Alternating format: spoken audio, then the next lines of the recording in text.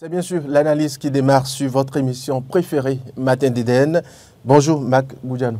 Oui, bonjour à Turando, bonjour Laurent Antonin Kess, bonjour à tous les bonjour, Mac Goudjano. À tous les auditeurs également et à tous les internautes. C'est un plaisir d'être là par la grâce de Dieu parce que ce n'est pas permis à tout le monde de se réveiller en pleine santé les matins pour pouvoir aller aux occupations afin de pouvoir subvenir aux besoins de sa famille. Donc, tout honneur et toute gloire à Dieu. Tout à fait. Merci beaucoup à vous. Discours ce matin. J'espère que vous portez bien. Oui, je viens de le dire, par la grâce de Dieu. Je précise que vous êtes bien habillé aussi. Merci beaucoup. Allez, Laurent Antonin Kess, bonjour. Arthur Rindo, bonjour. Marc Goudjano, bonjour. Téléspectateurs, internautes, auditeurs de la 102.3 FM, bonjour. Alors, pour ne pas faire jaloux, je précise aussi que vous-même, vous êtes très bien habillé. Non, mais ça ne me gêne rien. Écoutez, vous n'êtes pas obligé de me dire que je suis bien habillé. Mais je confirme qu'il est très bien habillé. Super. Donc, oui, pas besoin de vouloir rétablir l'équilibre pour dire que je suis bien habillé. D'accord. Laurent Antonin Kess, merci. Avant d'entrer dans le vif du sujet, chers débatteurs, nous avions perdu hier une des nôtres, une consoeur à nous, Sonia Abantou. Et cela fait suite au décès déjà de deux de nos confrères. Comment est-ce que vous appréhendez ce qui se passe au sein de notre corporation, Laurent Antonin Kess? C'est terrible, hein? C'est terrible ce qui se passe depuis un moment parmi les journalistes. Et oui, depuis pratiquement 2024, chaque mois pratiquement, on annonce le décès d'un journaliste. Il y a matière à se poser des questions. Ça devient inquiétant. Bon, ça m'inquiète parce que oui, nous sommes nés pour la mort, pour la vie et pour la mort également. Seulement que quand les gens meurent à cet âge-là, il faut vraiment se poser la question et se dire qu'est-ce qui ne va pas. On nous annonce que celle-là, par exemple, s'est couchée, il ne s'est pas réveillé. Donc, il y a matière à se poser la question.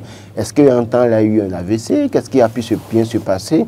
Franchement, repos, paix à son âme, courage à sa famille, courage aux familles de nos confrères et consoeurs qui sont disparus également. C'est difficile, elle a 2 enfants, vous imaginez. J'ai pensé hier tout de suite à Rafia Touamadou qui se bat chaque année pour les orphelins, en tout cas des professeurs des médias. Quand il y a la rentrée scolaire, c'est elle qui mobilise les fournitures pour les orphelins. Et quand il y a la fête de Noël, c'est elle qui mobilise les jouets pour les orphelins. Et je dis, mais écoutez, la dame là a encore du boulot. Et cela montre que cela nous interpelle tous, journalistes que nous sommes, pour dire comment est-ce que nous nous organisons et comment est-ce que nous vivons, comment est-ce que nous nous comportons aussi. Il y a beaucoup de paramètres sur lesquels nous devons réfléchir et pour nous remettre en cause et voir qu'est-ce qu'il faut améliorer dans notre quotidien.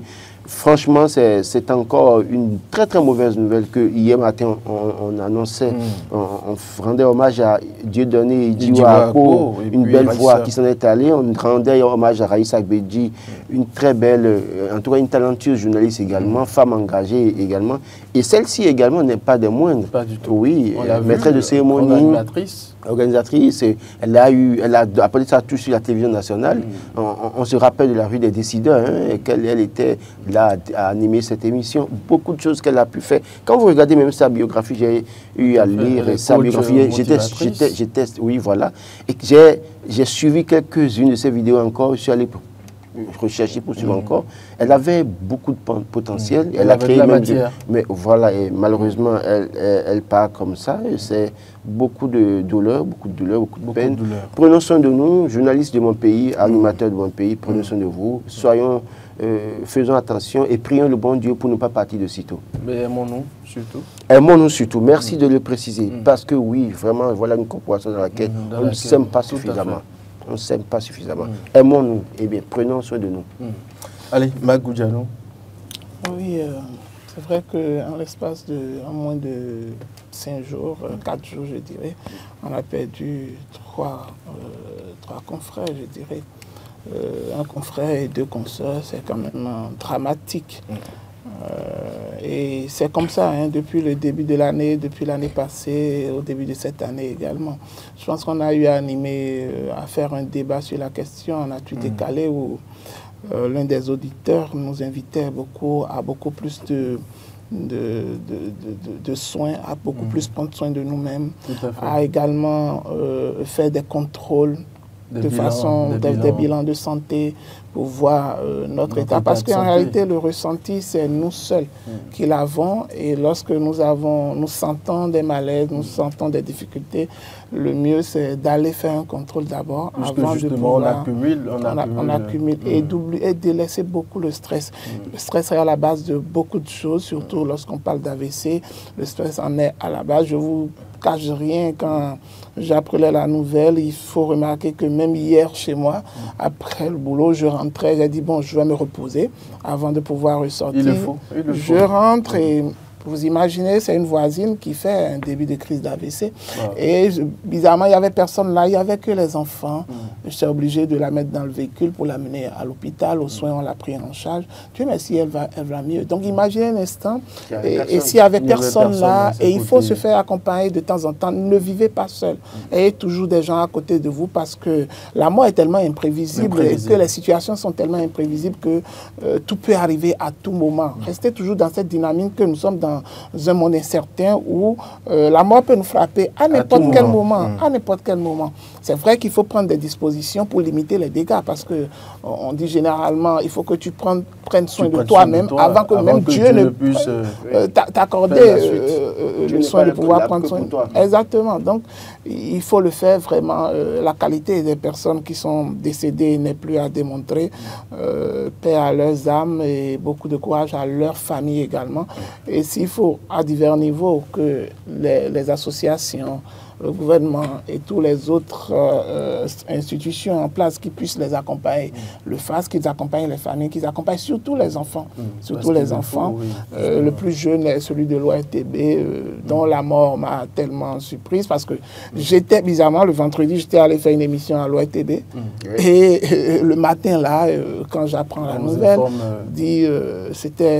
on avait déjà fini à peine l'émission, c'était un coup dur. Donc, paix à leurs âmes et nous sommes dans un monde d'incertitude. Prenons courage, respectons un certain nombre de minimums en ce qui concerne notre santé, parce qu'il paraît qu'elle se sentait déjà un peu fatiguée, elle avait des ressentis pendant ces derniers jours, et donc il faut prendre chaque signe clinique que nous observons au sérieux. Justement, je crois que je reviens là-dessus pour dire, il y a une interview que j'ai réalisée il y a quelques jours avec un médecin qui disait clairement, en termes d'AVC, il faut d'abord éviter de manger tard, surtout avec ce que nous faisons avec le stress, nous mangeons tard, le cholestérol et autres. Il a évoqué ça. Et puis, il a évoqué aussi les activités physiques. Il faut vraiment que nous fassions un effort. Parce que le problème, nous, journalistes, nous sommes toujours en train de courir pour avoir l'information. Et puis, parfois, il y a ces acteurs politiques qui nous manipulent. Je ne vais pas me mettre en dehors. Et que nous sommes en train de courir derrière. On n'a pas le temps pour nous-mêmes. On ne se repose pas. On veut faire leur bonheur tout le temps. Et ils sont gracieusement, oui, et puis ils sont pris en charge d'ailleurs. Mais vous qui courez derrière, qui écrivez tous les matins pour eux, qui parlez d'eux, malheureusement vous n'êtes pas pris en charge. Et quand ça arrive, ils sont difficilement, ils répondent. J'ai pu voir l'exemple de Jules Khaled Baguidi. Le nombre de politiciens auxquels il a rendu service dans ce pays. Parce que j'ai commencé le journalisme avec lui. Je sais comment il fonctionnait. Mais depuis qu'il est en difficulté, combien d'acteurs politiques? Ils sont des multimillionnaires. Ils sont des multimillionnaires, il y en a pas mieux qui sont milliardaires. Qui peuvent décider de dire, bon, je paye la dialyse pour toi sur 6 mois, sur 5 mois. Pourquoi pas un an? Il peut aussi aller intervenir auprès du gouvernement attendre sa mort pour dire, vous voyez un peu, mais malheureusement, il est obligé de demander 100 fois 200 sur les réseaux sociaux. Ça veut dire quoi? Prenons soin de nous-mêmes. Allez, Laurent Tony, qu'est-ce que nous allons maintenant entrer dans le vif du sujet? Nous allons parler du ministre Akpona en visite de terrain. Je cite les propos de nos confrères de Matin Libre et de La Boussole. En visite de terrain à Parakou, le ministre Akpona accable non seulement son prédécesseur, Samou Seydou Adambi, ex-ministre, mais aussi le régime de la rupture et son chef. Un audio a fait le tour des réseaux sociaux et indigne plus d'un. Pour beaucoup, son acharnement contre son prédécesseur est juste pathétique, nous rapporte Matin Libre, La Boussole et plein d'autres confrères au sein des médias. Paulin Akpona s'y prend très mal. Très mal. Je crois qu'il n'a pas de conseiller en communication. Il n'en a pas. Parce que s'il en a vraiment, il ne pourrait pas dire ce qu'il a dit là. Il ne peut pas ne pas y avoir. Mais s'il en a, ça veut dire qu'il vaut mieux qu'il échange. parce qu'ils ne sont pas efficaces. Moi, je pense que quand on appartient à un régime de ce genre, qui nous a chanté tout le temps qu'on gère bien les ressources de l'État, qui est la bonne gouvernance, et d'ailleurs même quelques individus qui parfois tentent d'avancer des chiffres sur la gouvernance de Patrice Talon, sont mal compris, mal pris. Un ministre du gouvernement ne peut pas aller dire ce qu'il a dit. Il a parlé de siphonner du budget. Il a parlé de autant de mobilisation, d'investissement, de ressources pour la ville de Parakou. Et il dit des siphonneurs du budget en divacation, des dizaines de milliards mobilisés. Et il dit ce qu'il voit que c'est criminel. Écoutez, il parle de qui? Je ne vais pas parler de... Selon si c'est son prédécesseur, je n'appellerai pas le nom de prédécesseur, mais les journaux parlent de son prédécesseur. Et si c'est son prédécesseur qui parle, il y a un problème. Parce que le prédécesseur était dans le régime de Patrice Talon, on nous a dit que tout allait bien. Tout à fait. S'il nous parle de dizaines de milliards mobilisés, peut-être, il se contredit. Il ne se contredit pas. Il est en train d'accabler le régime auquel il appartient. Il expose le régime auquel il appartient. C'est extrêmement grave. Suffisamment grave, Arthur Wendo. Suffisamment grave, c'est qu'il est en train de nous dire alors qu'au fond, il y a mal donne, mais qu'on cache ça. Et que oui, on se couvre, et que c'est parce que là maintenant, on veut des résultats dans une région du Bénin, on avait affaibli un acteur politique maintenant, qu'il faut dire qu'il y a... Ça veut dire que oui, si le Dieu dit ça, veut dire que les gens étaient bien conscients qu'il y avait mal donne, mais ne parlaient pas. Mais je pense qu'il y a un problème. Où sont les conseillers en communication du régime en place? Où sont les conseillers en communication de Paulin Aponan? Malheureusement, écoutez, quand je lis tout ça, il parle d'ambition démesurée, commerçants politiques, jusqu'à la déstabilisation de l'œuvre. Écoutez, est-ce qu'on a besoin de dire autant parce qu'on veut un résultat? Quoi qu'en soit, ou quel qu'en soit ce qu'ils feront dans Parakou, écoutez, ils n'ont qu'à peut-être faire profit bas. Parce que la seule sortie de Boniaï encore en 2006 peut encore leur faire mal. Et donc, il vaut mieux qu'ils aillent se concentrer ailleurs plutôt que de vouloir à tout prix jeter les pieds. D'abord, le prédécesseur dont on parle, ils sont tous de la même formation politique. S'il était même d'une autre formation politique de la mouvance, je comprendrais. Ils sont tous de la même formation politique. Est-ce qu'on a besoin de dire autant d'un prédécesseur avant de faire passer parce qu'on veut se faire désirer par le chef? Et même si on vous envoie, mais sachez vous envoyer. Mais je dis, nos acteurs politiques, là, je ne sais pas quelle mouche les pique parfois. Et justement, ça a vraiment intéressé nos confrères qui en ont suffisamment parlé sur les unes. Écoutez, les communicants, les clubs du régime ont montré à suffisance, il y a quelques mois, les images de la rue de l'ancien président Boniaï Parakou pour montrer combien il a mal géré, comment est-ce que sa rue, le bitume a été de mauvaise qualité. On n'a pas encore fini ça. Mais si vous attaquez sur l'ancien régime pour dire que ça a été mal fait, et que dans la même commune, vous venez encore dire que ceux qui sont de cette commune-là et qui étaient à la tête d'un certain département ministériel ont mal géré, ça veut dire que finalement, le problème n'est pas alors l'ancien président Boniaï. Le problème alors se trouve au niveau des acteurs. Et lui qui parle également, moi je crois que véritablement, les gens doivent faire très attention. Parce que ce qu'il a dit là, c'est qu'il est en train de dire au fond que le président Patrice Talon aussi a été complice de quelque chose. Pour moi, c'est ma lecture. D'une manière ou d'une autre, parce qu'il a dit des dizaines de milliards qui nous disent alors les montants qui étaient alloués au développement du parcours, les montants réels en termes d'eau et d'électricité qui ont été détournés, qui nous disent le montant. Puis dizaines de milliards, il dit autant d'investissements et de mobilisation de ressources pour la ville de Parakou. Et il parle de siphonneur du budget en divagation. Ça veut dire qu'il est en train de nous dire qu'il y a des montants qui ont été alloués à des communes pour le développement, pour l'eau et l'électricité, et que des gens ont détourné. Qui nous disent clairement les choses. Et on comprendra que alors, si c'est ça, on va étendre maintenant l'investigation. Il maîtrise des dossiers quand même. Donc, non, s'il le dit comme ça, ça veut dire qu'en réalité, on doit pouvoir se poser des questions au niveau de tous les ministères. Si lui le dit comme ça, ça veut dire que donc on doit se poser la question pour dire alors, ça veut dire qu'au niveau des autres ministères aussi, il y a certainement mal donné, mais on a couvert. Je crois que c'est suffisamment grave ce qu'il a dit. On n'a pas besoin de le faire jusqu'à citer un verset biblique. Je crois les audios. Non, mais tout à l'heure, quand je suis arrivé sur le plateau, j'ai réécouté l'audio en question. Et donc vous avez déjà écouté? J'avais écouté, réécouté. Ce matin encore, j'ai encore écouté avant que vous nous lanciez. Comme moi, je vous répondais d'ailleurs pour la première question, j'écoutais ça encore. Pour dire, écoutez, pourquoi tout ça? Je méconnais Paulin Akpona, je le méconnais comme ça, je ne sais pas si c'est parce que c'est le poste du ministre qu'on lui a donné qui lui fait... Qui lui monte à la tête. Qui fait non, on va quand même pas dire ça. On va quand même pas dire ça. Et s'il ne se fait pas attention... Peut-être qu'il se met dans sa posture de politicien, Laurent Tonekes. On n'a pas besoin de tout ça. Et puis le drame, c'est qu'il était aux côtés de Rachid Gbadamassi. Tout à fait, on l'a vu dans Gbadamassi va l'induire en erreur. Parce que Gbadamassi a un comment vous appelez, un mode opératoire. Et lui, quand même, quand on prend Gbadamassi, on les met dans la balance quand même. On doit le respecter. Non, mais Gbadamassi, c'est la main forte de peut-être... je vous dis, s'il suit le mode opératoire... Nous parlons de Parakou. Gbadamassi, c'est un cabri mort. Ah bon? Quoi que vous disiez, quoi que vous fassiez, lui, il s'en fout, il continue. Mais Paulin Akpona, écoutez, c'est un expert comptable. C'est la réserve, c'est la maîtrise de soi. Et je crois que cela lui a manqué.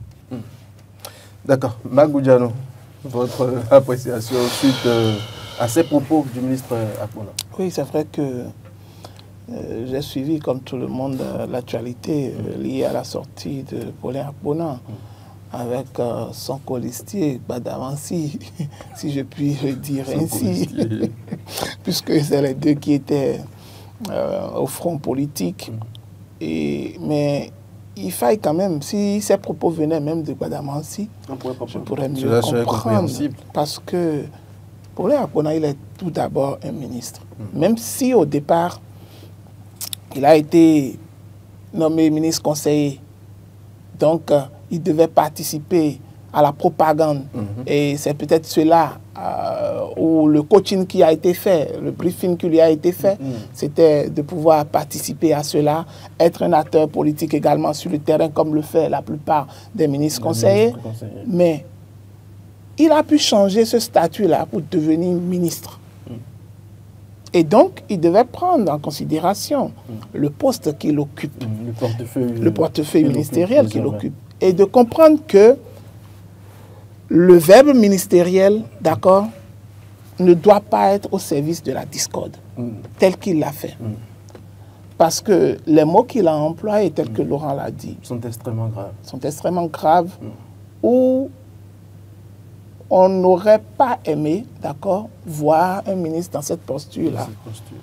Parce que, à partir de la personnalité que vous incarnez d'abord, ça veut dire qu'à chaque représentation, vous êtes un représentant du chef de l'État. Du chef de l'État, tout à fait.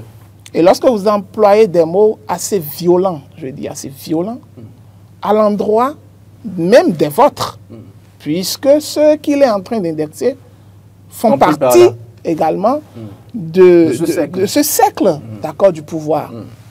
Et même si il est plus sur un terrain politique, d'accord, que sur un terrain administratif ou technique, cela ne le dédouane aucunement. Parce que tout le monde le voit d'abord en tant que ministre, avant de le voir en tant que politique. Et donc, il devait prendre de la réserve dans tout ce qu'il doit dire sur la place publique. Parce que n'oublions pas, mis à part le fait que Parakou soit une cité d'histoire, c'est un symbole d'équilibre politique dans le Nord. Tout à fait.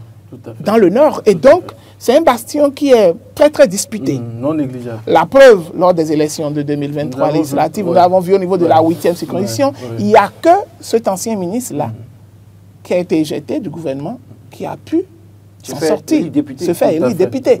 Et donc, ça veut dire que à partir de là, il a déjà commencé par construire un électorat, toujours pour le même parti politique, d'accord, dont fait partie les deux protagonistes qui étaient sortis, la dernière fois. Et donc, vous ne voulez pas appeler leur nom? Non, parce que quand c'est ainsi et que vous vous sortez comme ça, pour pouvoir mettre en discrédit, d'accord, tout ce que l'autre a pu faire, même si c'est une vérité, même si ça a été dit dans les coulisses, ou au niveau, même si en tant que ministre, par exemple, parce que lorsque vous êtes ministre, peut-être que vous avez forcément des informations que tout le monde n'a pas. Vous avez même des informations que son colistier qui le suivait, Rachid Gbadamassi, n'a pas. D'accord? Mais cela ne vous donne pas le droit de pouvoir aller en parler, de les exposer. Alors que vous savez que nous sommes dans un virage très décisif. Qui sont les enjeux de 2026? Et de l'autre côté, il y a d'autres acteurs politiques qui vous observent. Ceux de l'opposition vous observent. Et donc, quand vous essayez de créer une guerre de leadership au sein de votre formation politique, en vous voyant aujourd'hui, attends, il veut parler de quoi? L'autre a fait 7 ans.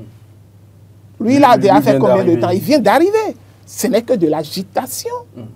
Agitation politique. Je dis de l'agitation politique parce que peut-être que n'ayant pas eu totalement cette chance-là de pouvoir très tôt rentrer dans l'arène politique pour pouvoir mieux aller au front comme ça au sein du BR. Et donc, c'est la folie des grandeurs au fait. C'est la folie des grandeurs. DG, FNPJ et ADEJ. Vous ne pouvez pas connaître DG, FNPJ à un poste de ministre.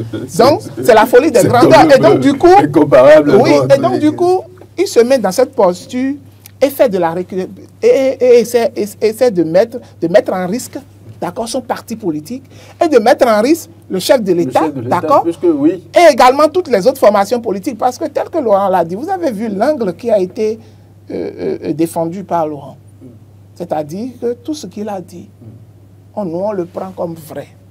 Et si on le prend comme vrai, ça veut dire qu'au niveau des différents départements ministériels, qu'il y a mal donne. Ça veut dire qu'il y a des gens... Il pourrait y avoir mal donne. Donc ça veut dire qu'il y a des gens, parfois, il y a des malversations parfois, d'accord, peut-être qui sont orchestrées, mais qu'on essaie de ne pas... oui, puisque c'est la famille, donc on essaie de cacher un certain nombre de choses. Puisque si lui, il a l'audace de le dire sur la place publique comme ça, ça veut dire que le problème est d'autant plus sérieux. Et là, ça inquiète. Et ça inquiète. Donc, il faudrait, au niveau même des partis politiques, que les leaders qui incarnent ces partis politiques puissent mettre leur leadership en jeu. Parce que si vos éléments, si vous laissez vos éléments sortir comme ça, tenir de tels propos qui vont mettre en difficulté le parti, ça veut dire que vous, en tant que leader, vous ne jouez pas votre rôle. Et je n'incrimine pas seulement le BR, je vais également aux côtés de l'UPR. Au niveau des autres partis politiques. Il faut à chaque moment discipliner la troupe pour les rappeler à l'ordre. Parce que si vous ne le faites pas, ça veut dire que d'ici là, ils vont vous créer assez de problèmes sur le terrain. Ça semble du et désordre. Vous aurez beaucoup plus de difficultés à les résoudre. Parce qu'aujourd'hui, même quand je prends la personne Anne Griff qu'on est en train d'indexer, oui. C'est quelqu'un qui a pu construire au fil du temps un électorat solide. De telle sorte qu'il a commencé par avoir l'envie de briguer la magistrature suprême. Vous voyez de quoi je parle. Ça veut dire que même parmi tous ceux qui étaient là le jour-là et suivaient les discours de Paulin Ponan, de Paulin Akponan et de Racine Badamanti, c'est qu'il y a beaucoup de sympathisants du monsieur qui sont là. Beaucoup même. Pourquoi pas? Parce qu'en réalité, le jeu politique, vous savez comment ça se fait. Lorsque la mobilisation est lancée, parfois c'est le même qu'on retrouve. Encore que c'est le même parti. C'est le BR.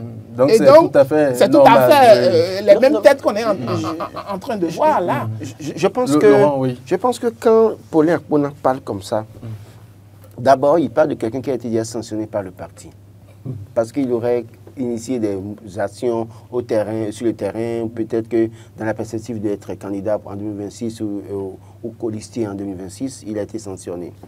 Et donc là, il est en ballottage. Et donc quand vous l'assommez comme ça, ne serez pas surpris, parce que Mac l'a rappelé, il a été le seul à être élu quand même sur sa liste dans la 8e en 2023.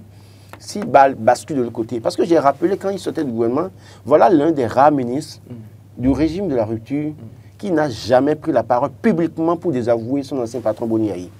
Il ne l'a jamais fait quelque part. En tout cas, à ma connaissance, je n'ai pas vu cet ministre dont on parle, cet ancien ministre dont on parle, désavouer Boniaï publiquement quelque part. Donc, il a fait son travail. Et en 7 ans, parce que chaque année, quand même, il y a un point qui est fait. Et si chaque année, pendant pratiquement 7 ans, ministre du gouvernement, on a fait les points et on n'a pas trouvé on ne lui a pas trouvé des insuffisances. Oui. Moi, je crois qu'il n'a pas fait 7 ans, parce que c'est après l'autre là, Jean-Claude Denaoussou qui est arrivé. Et c'est, je crois, après 2021 qu'il est arrivé. Quelque chose comme ça. Donc, si après autant de mandatures, autant d'années en tant que ministre, on n'a pas réussi à faire le point chaque année pour soulever qu'il a mal géré pour le sauter du gouvernement, et que c'est après ça qu'on parle, il y a un problème. Et je crois que là où les gens doivent faire attention, c'est qu'il faut qu'ils évitent d'apporter de l'eau au moulin des opposants. Parce qu'à cette allure, ils risquent de perdre certains terrains. Puisque là, voilà encore un sujet pour oui, l'opposition quand même. Oui, mais écoutez, ils vont croquer ça à belles dents. Hein. Encore qu'ils sont en difficulté à Parakou, ils seront en difficulté pour les prochaines élections à Parakou. Parce que le chef de l'État est également là avec plusieurs autres acteurs. Et donc, ce ne sera pas tâche facile lorsqu'ils sont en train déjà de fragiliser leur parti et leur union, d'abord à partir des guerres intestines. Et les autres seront en train de reprendre force. Oui. Mieux, j'allais même préciser, quand il dit autant de milliards mobilisés, quels sont les projets qui ont été prévus pour l'eau et l'électricité à Parakou que l'ancien ministre n'a pas exécuté? Parce que le ministre également aussi, lui, ministre qui parle là, bon, il est descendu à Kolodjibi la dernière fois pour dire oui, il y aura l'électricité, il y aura tout. Mais si la zone n'est pas lotie et recasée, vous ne pourrez rien faire en temps, même si vous êtes ministre. Mais aussi longtemps que vous voudriez bien renforcer les acteurs politiques dans la zone. Vous ne savez pas sa stratégie. Non, écoutez, il faut, au-delà de tout sera décidé en conseil des ministres. Chez Patrice Talon, ça ne se fait pas comme ça. Vous avez envie de faire quelque chose, vous en parlez en conseil des ministres. Et s'il ne donne pas son dernier mot, vous ne pouvez pas faire. Ce n'est pas comme avant où le ministre peut venir pour dire... Bon, le ministre peut venir pour dire, bon, on fait ça en même temps. Écoutez, trouvez-moi DAF ou bien DRFM, trouvez-moi une ligne, là, comment on peut gérer ça. Ce n'est pas ça aujourd'hui. Donc, aussi longtemps, autant il parle comme ça, autant j'ai envie de lui poser la question de savoir qu'il nous liste les projets qui étaient prévus à Parakou, que son prédécesseur ou ses prédécesseurs, parce que d'ailleurs même, quand ils s'attaquent à l'autre, là, automatiquement, écoutez, depuis 2016, on a vu Jean-Claude Naoussou venu ici traiter une centrale de musée, vous vous rappelez, dans ce pays. Donc, ça veut dire qu'au fond, ce monsieur aussi qui est expert en la matière n'a plus rien apporté, évidemment. Parce que lui, il a commencé, l'autre a continué. Et lui, il est arrivé maintenant. Donc, je crois que il a exposé inutilement le régime. D'ailleurs, nous dénonçons déjà les problèmes au niveau de l'électricité. On augmente le prix sans pouvoir nous informer. On a des factures qui nous font réfléchir, qui nous stressent. Et on disait maintenant la disponibilité de l'énergie aussi dans certaines localités, c'est pas... Parce qu'il y a encore des localités qui souffrent. Même à Cotonou ici, il y a quand même quelques soucis d'énergie. C'est encore des pistes sur lesquelles il faut... On a déjà ce souci et lui, il vient en rajouter pour exploser inutilement le régime auquel il appartient. Je crois que c'est je sais pas, hein, c'est un faux pas. Et il va falloir que... Mac a parlé d'agitation politique. Vous êtes d'avis, Laurent Tonekes, avant qu'on ne passe... Je ne répéterai pas les mêmes mots que lui, mais j'estime que ces conseillers en communication ont encore du boulot. S'ils ne sont pas efficaces, s'il arrive à les écouter, il faudrait quand même que Paulin Aponan puisse présenter des excuses publiques pour restaurer l'autorité de l'État qu'il incarne. Pas seulement pour présenter des excuses à son prédécesseur ni à la population de Parakou, mais en qualité de la fonction, compte tenu de la fonction qu'il occupe, il doit présenter des excuses. D'accord, nous espérons qu'il le fasse. Alors, nous allons passer à un autre sujet. Mac Goudiano, séisme à l'UPR. Pendant ce temps, le séisme continue au sein de l'UPR. À Glodibé, 11 chefs de village ont démissionné. Sur 14. C'est important. Sur 14. Oui. Que se passe-t-il concrètement selon vous? Bon, je pense que ce n'est que le début. Hein, ce n'est que le début. Ah bon, donc rien n'a encore commencé? Non, ce n'est que le début. Parce que en réalité, les conflits internes au niveau des grands ensembles, c'est-à-dire au niveau de l'UPR et au niveau du BR, vont rejaillir sur les bases, d'accord?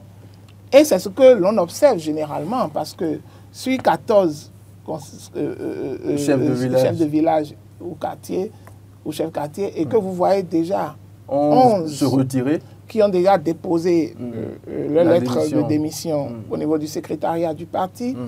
Et même s'ils doivent être redéployés vers un autre parti qui est de la mouvance présidentielle, ça pose un problème parce qu'il faut demander quelles sont les raisons qui sous-tendent alors leur démission.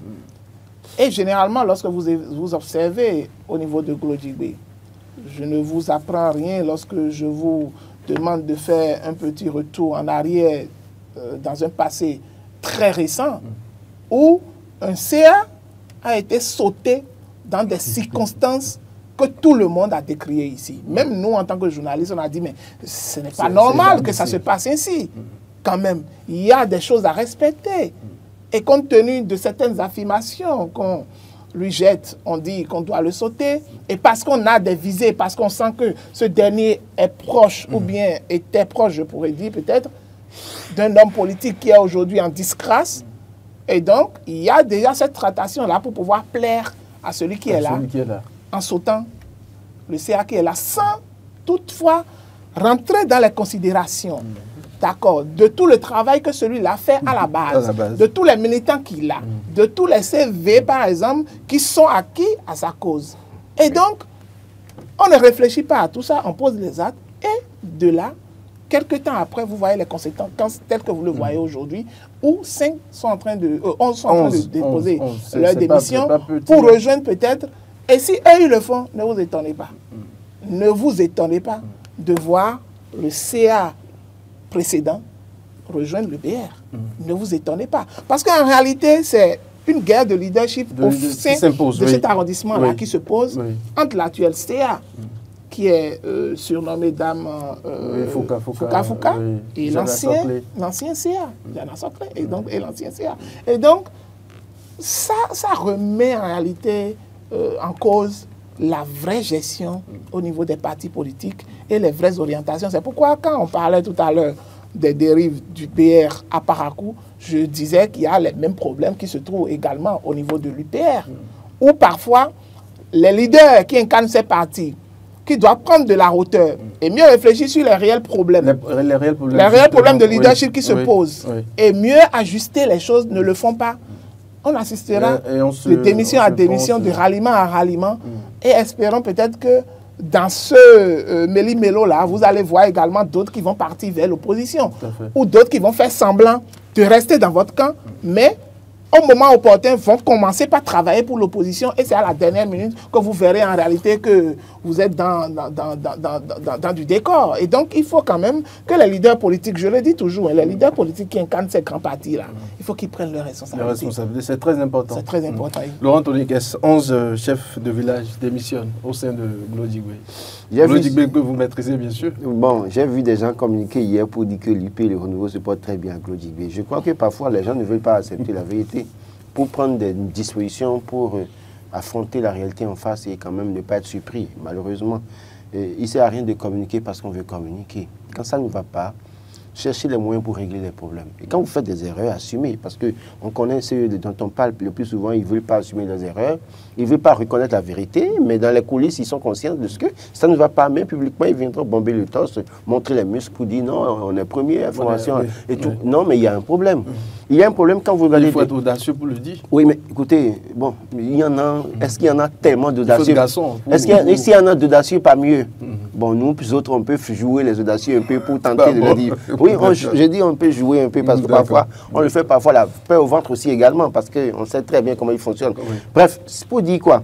En 2020, quand on regardait les résultats des communales à Bomé-Calavier, notamment les résultats dans Glodjigbe, c'était les résultats, la victoire a été obtenue par, comment vous appelez, l'UP le renouveau à quelques détails près. À quelques détails près. Si vous allez, je n'ai pas eu, je n'ai pas de non, je connais les chiffres. Je dis quelques détails près. Et j'ai pu voir à l'époque le jeune Martial qui était candidat pour le BR avec l'ancien secrétaire général de la mairie d'Abomey-Calavier, Tchoubi. Voilà, les deux là qui étaient, c'est qu'à quelques doigts d'être élus conseillers, mais bizarrement sur quelques détails près, l'UP a remporté. Et donc, quand on a ces résultats comme ça, et qu'on veut gagner pour les fois à venir, on évite la division.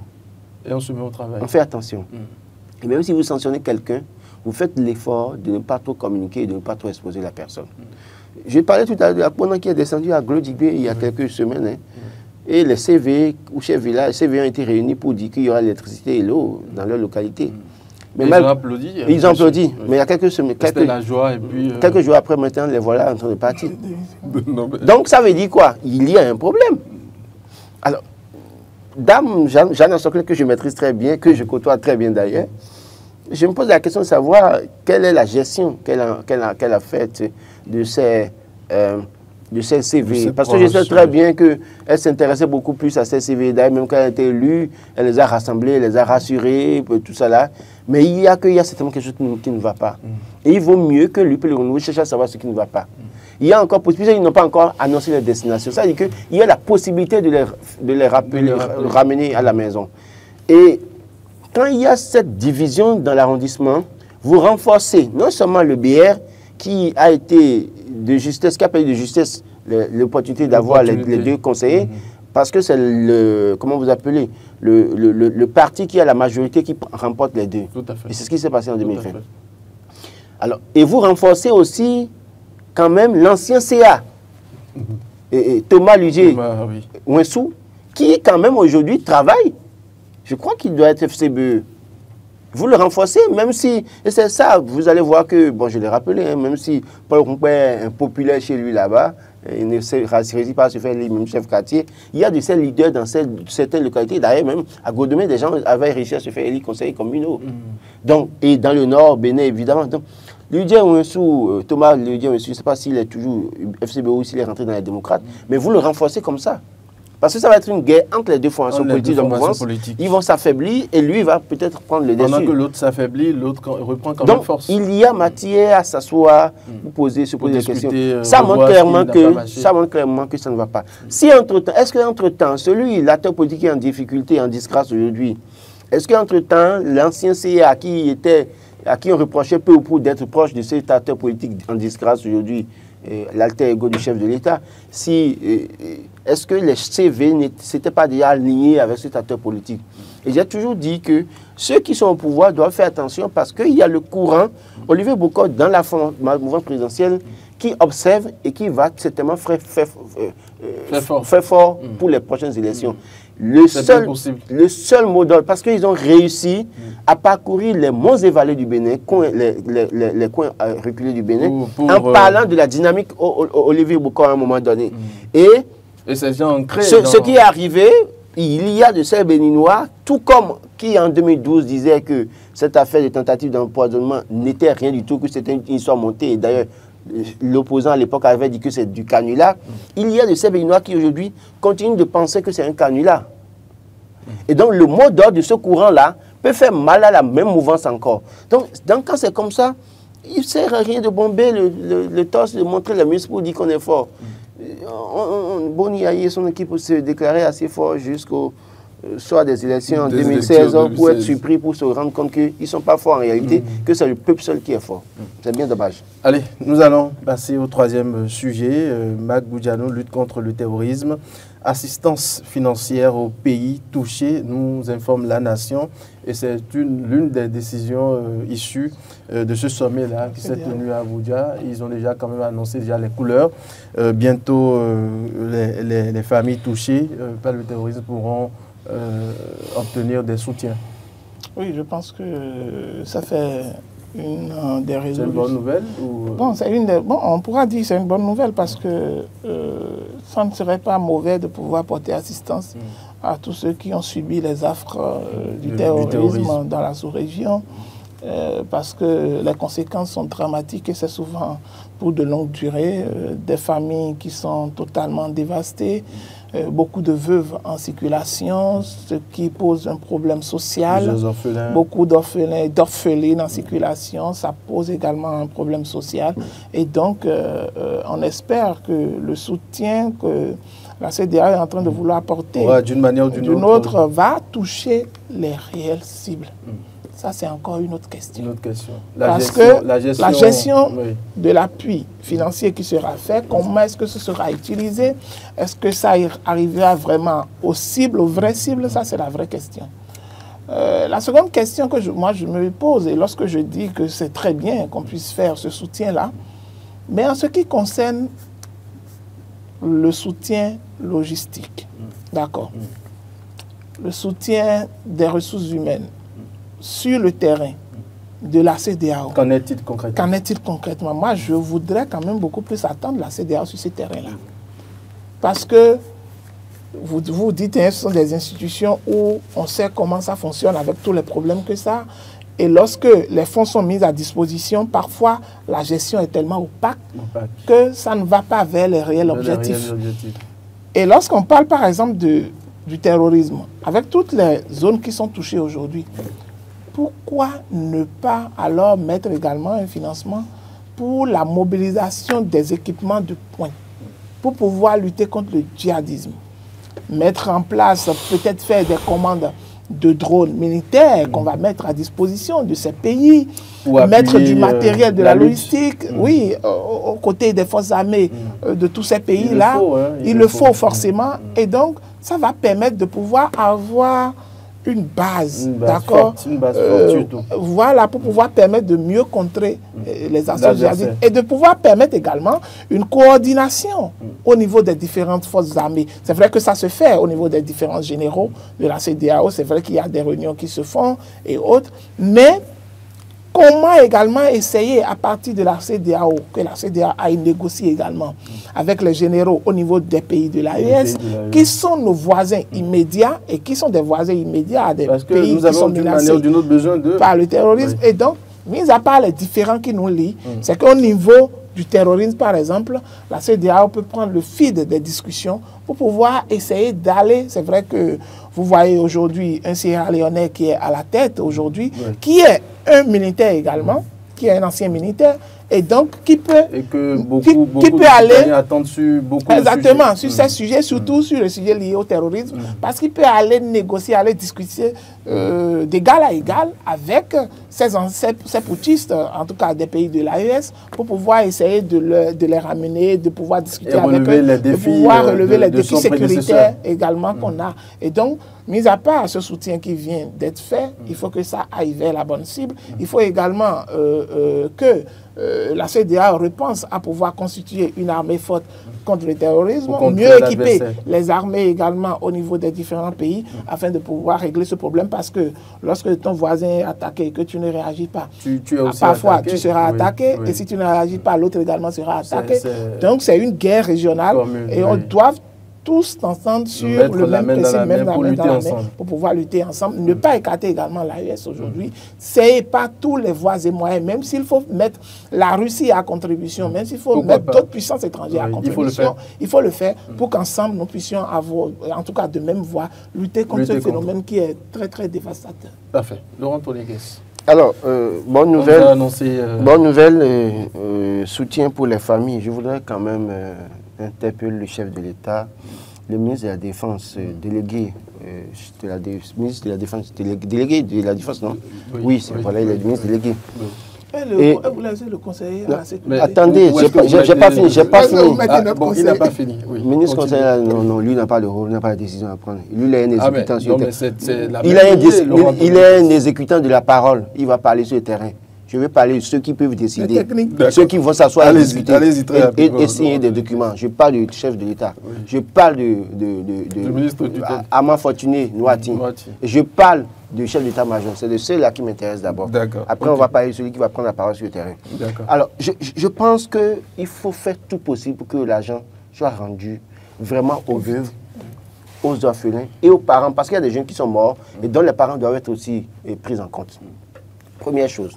Parce qu'on a tout fait de comprendre. On sait très bien que dans ce pays, pour la plupart du temps, ces fonds parfois sont disponibles, mais les gros patrons, les gradés, sont suffisamment riches et les soldats sont pauvres. C'est ceux qui prennent le risque ne sont pas véritablement pris en compte. Des généraux riches, des colonels riches, lieutenants-colonels riches, super riches, voilà, avec pratiquement des gratte-ciels construits un peu partout. Et les soldats qui devraient avoir les fonds souffrent. Je voudrais que cette fois-ci, c'est eux qui sont sur le front. Première chose, qu'on rende le montant public pour qu'on ne gruge pas certaines familles. Ouais. La transparence oblige. Ça, c'est le premier point. Deuxième point, faire l'effort. Moi, c'est une proposition que je fais. Ouvrir des comptes au nom des veuves. Pour la transparence. Pour verser les montants sur ces comptes-là. Fixer un montant que les veuves vont prendre par mois comme un salaire pour l'éducation de leurs enfants. Ne pas aller remettre l'argent à des familles qui vont tout dépenser, jeter les veuves et les enfants dans la nature. Ça se passe dans notre pays. Donc je pense que si on peut faire ça comme ça, rendre le montant public, jouer la carte de la transparence, faire en sorte que toutes les familles impliquées, les parents qui ont perdu des enfants soient pris en compte, que les veuves et les orphelins soient pris en compte, mais que pour les veuves et les orphelins, qu'on essaie d'ouvrir un compte et de mettre le montant dedans pour dire, si c'est 5 millions qu'on veut donner, on dit, OK, à la fin de chaque mois maintenant, on s'entend, vous prenez 50 000 francs. Et on calcule le nombre d'années. Ça peut faire 5 ans, ça peut faire peut-être 3 ans. Là, mais on est sûr quand même qu'ils ont été pris en charge pour 3 ans. Ça peut les aider à faire quelque chose. Dès lors qu'on fait ça, et si pour permettre, on met le montant sur un compte, mais on souscrit à une police d'assurance santé pour les enfants. Parce qu'on me dira, si les enfants tombent malades après, comment est-ce que les parents vont faire? Souscrire à une police d'assurance sur 2-3 ans pour les enfants, pour mettre l'argent sur le compte, le reste sur le compte maintenant. L'État même peut prendre la responsabilité avec l'assurance maladie. L'assurance maladie, prendre d'office en charge ces enfants-là. Mais le montant est sur le compte et à la fin de chaque mois, la mère va à la banque pour prélever. Pour prendre le montant qui est fixé et revenir prendre en charge ses enfants. Je pense que si on fait ça, les objectifs seront atteints. On va vraiment rendre justice aux victimes, aux cibles de cette affaire. Mais si on ne le fait pas et que demain encore, on voit les grands riches, et que les soldats qui sont morts au front, leurs parents doivent souffrir, leurs enfants doivent souffrir, on dit chez nous, les morts ne sont pas morts, ils vont vous frapper fort. Allez, merci beaucoup à vous, Laurent Tonekes, Mac Boudianou. Restez avec